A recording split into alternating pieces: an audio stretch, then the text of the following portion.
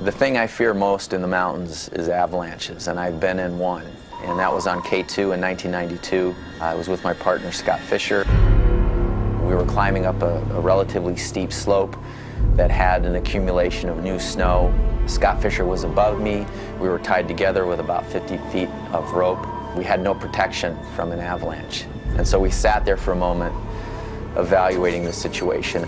I just started thinking I need some protection here, and I dug a little hole in the snow with my ice axe.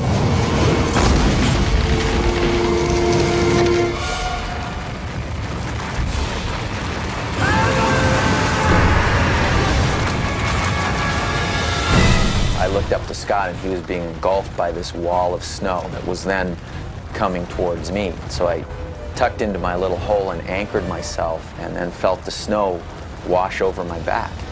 When the rope came tight, he pulled me out of the hole, and now we're both tumbling down the slope. My instinctive reaction was to self-arrest. That's all I thought about. 200 feet later, I managed to stop both of us very quickly. Hit a piece of ice, my ice axe bit into the ice, and boom, we stopped. It's the only time I've ever been caught in the avalanche, and the only time I ever want to be caught. How much time, Jim?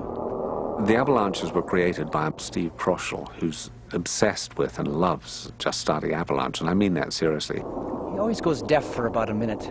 He and his friend Jim go up in a helicopter, and Steve places the cameras. Jim leans out on the helicopter skid and places the dynamite or whatever it is. 25 seconds before the explosion? And they radio to each other and give themselves 30 seconds and pull the trigger. Jesus, thanks for the warning. That's basically how it works.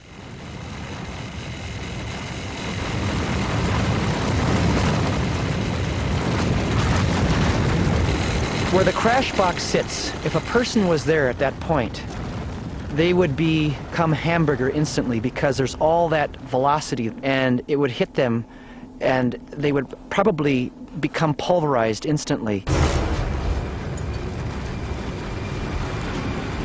It's a blast of wind, then it's a blast of powder, and then it might be chunks of ice the size of a building roaring down at you. And if you're standing there and in the way of an avalanche that size, there's no way to hide from that.